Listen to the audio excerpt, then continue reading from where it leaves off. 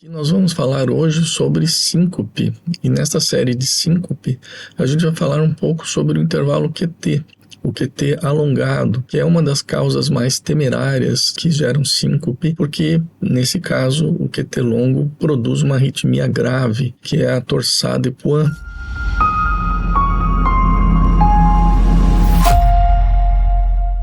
O QT, ele é difícil de ser calculado no eletrocardiograma, mas ele é essencial e obrigatório de ser feito quando o paciente tem síncope. Na avaliação de síncope, embora a causa mais comum em pacientes jovens e aparentemente livres de doença cardíaca seja a síncope vasovagal, que é vulgarmente conhecida como uma queda de pressão, nesses pacientes, justamente nesses pacientes que têm um perfil para a síncope vasovagal, você pode eventualmente estar vendo um paciente com QT longo tendo síncopes por torsade de Pointes. É relevante você considerar a hipótese de medir o QT em todo paciente com síncope, portanto, vamos falar sobre isso.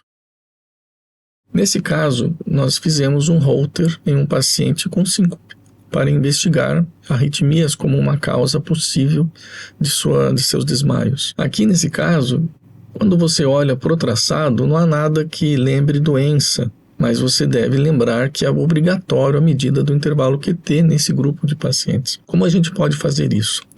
Nós vamos usar o aplicativo QTC da Cramer Academy para fazer isso mais facilmente. Então, abram o aplicativo no seu celular e importem a figura que vocês tiraram. Pode usar a câmera do celular, ou nesse caso eu vou para a galeria onde eu já gravei aquele traçado. Então, aqui está ele.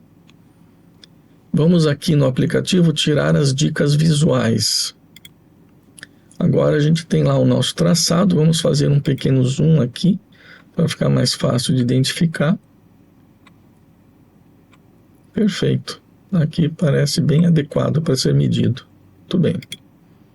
A primeira coisa que temos que fazer é a calibração do sistema, dizer ao computador, ao aplicativo, quanto valem 5 quadradinhos, 5 milímetros de intervalo. Depois que a gente faz a etapa de calibração, a gente vai finalmente medir o intervalo QT, nesse caso, do início do QRS até o final da onda T. Vai ser mais ou menos aqui. E agora a gente vai para a etapa 3, que é medir a frequência cardíaca. Ela vai de um intervalo R até outro intervalo R. Poderia ser de uma S até uma outra onda S, mas aqui fizemos dessa maneira.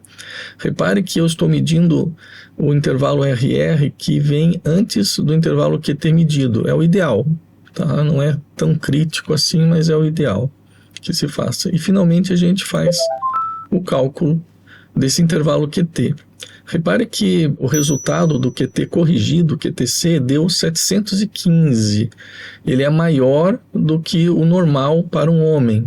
Essa paciente era uma mulher. Então a gente, para mulheres, entende que o normal vai até 460. E ainda assim, esse intervalo é maior, 715, né? E ele aparece plotado no gráfico na zona vermelha, a zona de intervalo QT longo. É um intervalo QT muito longo. Intervalos QT acima de 600 milissegundos estão fortemente relacionados à morte súbita. Se esses pacientes apresentam síncope, então cada síncope é uma quase morte súbita. Prestem muita atenção nesse tipo de paciente, porque ele não aparece no seu consultório dizendo que teve uma morte súbita, ele aparece dizendo que tem desmaios. E você é obrigado a medir o intervalo QT para descobrir que é isso que está acontecendo. Nesse exemplo que estamos falando, né, já descobrimos que o QT é longo, e já seria motivo suficiente para uma atenção do especialista. O que acontece na sequência desse Holter é que aparecem várias extrasístoles ventriculares de natureza polimórfica, algumas vezes pareadas em triplex, são pequenas taquicardias ventriculares, que se transformam numa taquicardia ventricular polimórfica. Aqui, num zoom da figura acima, nós temos uma pequena TVNS, depois uma extrasístole sobre essa onda T alargada, né, esse complexo QT muito longo, que se transforma aqui no torsades numa imagem de zoom. Em outro traçado do paciente, ela faz isso todas as vezes, em vários momentos. Nesse traçado de Holter em particular, essa paciente não reclamava de síncope, nem de tontura, nenhum sintoma nesses momentos. Ela teve uma síncope logo depois deste evento, quando a torsades durou mais tempo. E repare que a torsades sempre reverte. Por isso que a primeira queixa de um paciente com QT longo é a síncope e não a morte súbita. A morte súbita vai ser o evento derradeiro que vai causar o último sintoma desse paciente. Para evitar que ele tenha novas síncopes ou que essa torsade se sustente a um nível que cause perda da vida do paciente, você precisa fazer o diagnóstico do QT longo. Então, se você faz o diagnóstico do QT longo, você se antecipa ao diagnóstico da torsades e você trata o paciente para evitar que ele morra.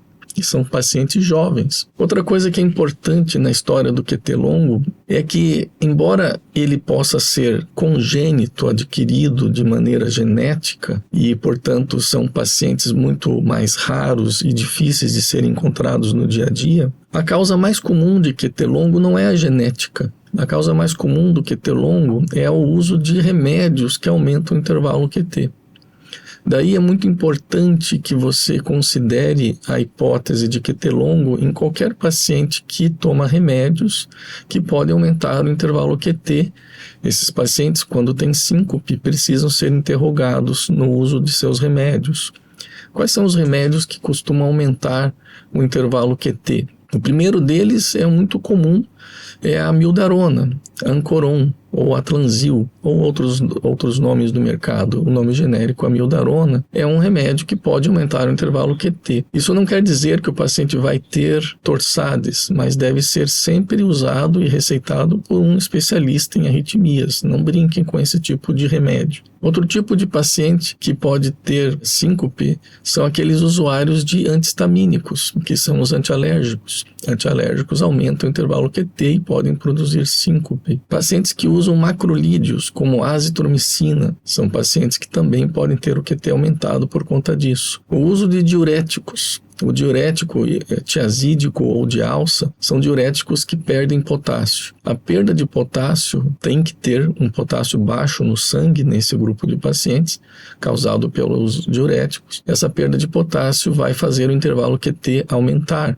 e eles ficam expostos a torsades. Então, todo paciente hipertenso ou com insuficiência cardíaca deve ter o seu QT medido e o seu potássio, se estiver alterado, deve ser corrigido. Uma vez corrigido, o diurético não é proibido, ele é necessário nesse grupo de pacientes, mas tome cuidado com o potássio. Outro grupo de remédios que pode aumentar o intervalo QT são os antidepressivos. Todos eles, basicamente, podem aumentar o intervalo QT. Existem alguns antidepressivos que aumentam mais e outros que aumentam menos.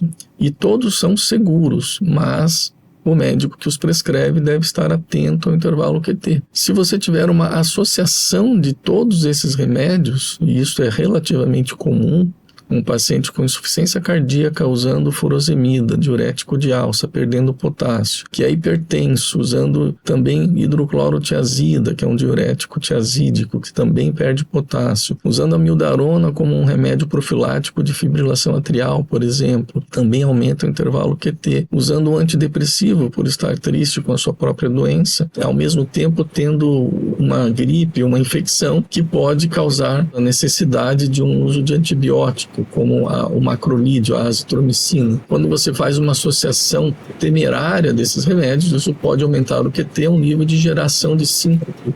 E se esse paciente aparece no seu consultório ou no pronto-socorro, atenção quanto à questão do QT.